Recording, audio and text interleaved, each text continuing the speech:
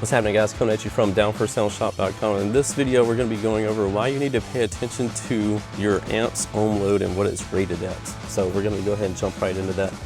The biggest reason why is because amplifiers are manufactured and tested to certain limits, and if you surpass those limits, such as going way too low on your ohm load, you'll either more than likely blow the amplifier, or you'll keep sending it in to protect, or both. For instance, right here you're going to see these RMS ratings, and the lowest rating you see is at 1 ohm, because this is the lowest this amplifier is warranted to, and we don't recommend going less than 1 ohm. Will some people do it, and will it last? Sometimes, but again, you're taking on the responsibility. If you don't want to like stress the amp, we recommend you sticking with 1 ohm. So in doing that, you need to make sure when you're getting your subwoofers or whatever, like for instance, if you wanted to run 1 sub on this amp, this is just one scenario, you'd want to get a dual 2, because with a dual 2 you can wire that down to a 1 ohm load, and which would pair perfectly with this amplifier. But if you had a dual 1, it's going to give you a 1/2 ohm load, so that's going to put this amp below its warranted rating. So again, it's additional stress. Will it put out more power? Sure. Well, is it worth it? That's debatable. I don't think so for most people, especially if you're daily and you're not competing or whatever.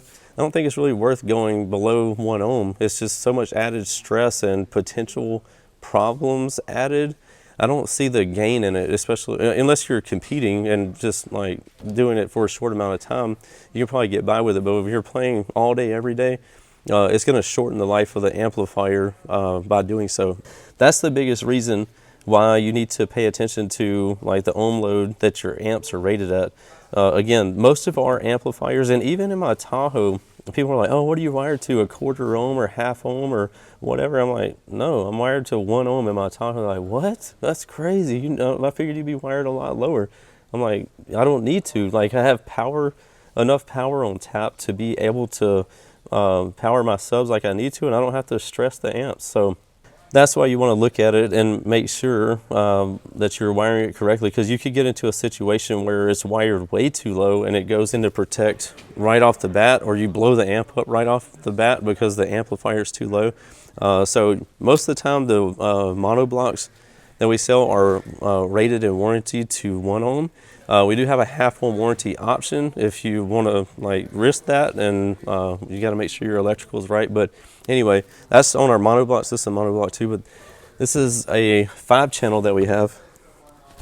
So you'll see on this side you have all these different channels, and the big thing on this amplifier is the the mids and high channels, which is going to be channels. Sorry, I'm showing you the wrong side of the amp. Well, you can kind of tell it from there, but 1 and 2 and 3 and 4 right there. So these channels are going to be good down to 2 ohm each. So you can obviously run your mids at 4 ohm or 2 ohm, and that's what these channels right here, 1, 2, 3, and 4. So, but for your 5th channel, you're going to have right here, you're going to have it being good to 1 ohm. So, but that's just the sub channel, and it's not going to play at 1/2 ohm. This amplifier you cannot get a 1/2 ohm warranty for, because it's not going to handle that. It's not made to take that kind of abuse on this style of amplifier. So that's why it's very important for you to match your speakers ohm loads to your amplifier. Make sure everything is wired properly, because you will blow your amps up or put them into protect or whatever if you don't pay attention to that. So there's tons and tons of videos online like showing you how to wire subs, how to wire speakers, how to hook this stuff up. We have them on our channel. Tons of other people have them on their channel. So there's no reason why you should be wiring stuff the wrong way these days. There's so much information out there on how to wire it properly. So that's going to conclude this video of making sure why it's important to make sure your ohm loads are right on your amplifier and your speakers you're attaching to it. So anyway. it just popped in my head. I'm like, oh, we need to tell them about the Black Friday deals. They're coming and starting tomorrow. So I'm just telling Kevin that for the first time. He's like, shit, you could have told me before right now. So anyway, we've been working on that all day. So we're going to release those. We're starting them on November the 22nd at 12:01 a.m. and giving you 2 weeks. We're not doing any extensions this time, but we're giving you 2 weeks off the rip to buy anything that you would like on the Down for Sound brand and in our Down for Sound store. So don't delay. Like, I'm not gonna, like, people will wait until right when the sale ends. Oh, I just found out about it on I thought you would go longer or whatever. No, bro. Like, this is what it's gonna be. We're not gonna do any extensions. You have until December the 6th at 11:59 p.m. and that's it. We're doing a minimum on Down for Sound products. We're doing a minimum of 15% off. There's going to be a good chunk of 25% off. We'll post a little screenshot of the 25% off items. All the other items are going to be 15% off, but there's going to be a good chunk of 25% off items. And then there's going to be a handful, maybe 4 or 5, maybe 3 to 5, over 50% off. So keep your eyes peeled on that. Anyway, I'm going to go ahead and end this video. We'll see you in the next one. Later.